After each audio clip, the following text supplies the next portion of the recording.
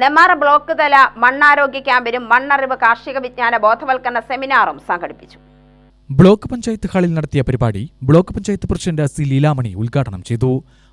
കൃത്യമായിട്ട് അറിയാൻ നമ്മുടെ പ്രിയപ്പെട്ട കർഷകർക്ക് മണ്ണറിവ് എന്താണെന്ന് നമ്മളിപ്പോൾ ഒരു കൃഷിഭവനിൽ പോകുമ്പോൾ തന്നെ കുറേ പാക്കറ്റുകളിൽ നമ്മൾ മണ്ണൊക്കെ എടുത്തു വെച്ചിരിക്കുന്നതാണ് ആദ്യം നമുക്ക് കാണാൻ കഴിയും. ഒരു കൃഷിഭവനിൽ പോകുമ്പോൾ മണ്ണ് മനസ്സിലാക്കി അല്ലെങ്കിൽ മണ്ണിൻ്റെ ഫലഭൂയിഷ്ടി മനസ്സിലാക്കി നമ്മൾ വളപ്രയോഗം നടത്തണം എന്നാണ് നമ്മുടെ സർക്കാർ, കേരള സർക്കാരും കൃത്യമായിട്ട് തന്നെ നമുക്ക് ആ അറിവ് തരുന്നുണ്ട്.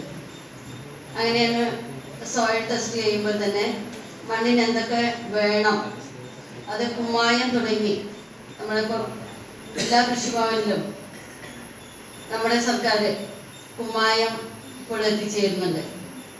അത് 10 കിലോൻ്റെ ഒരു പാക്കറ്റ് പ്രകാരമാണ് നമ്മൾക്ക് തരുന്നത്.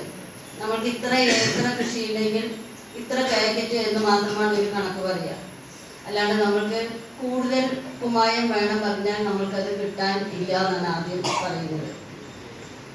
നമുക്ക് പണ്ട് കാലത്തൊക്കെ അറിയാം, മഴക്കാലം തുടങ്ങുമ്പോൾ തന്നെ പാടത്തും വരമ്പത്തും നിൽക്കുന്ന ചീമക്കുന്ന ചെടികൾ ഉൾപ്പെടെയുള്ള വളങ്ങളാണ് ആദ്യം നമ്മൾ ഉപയോഗിക്കുക.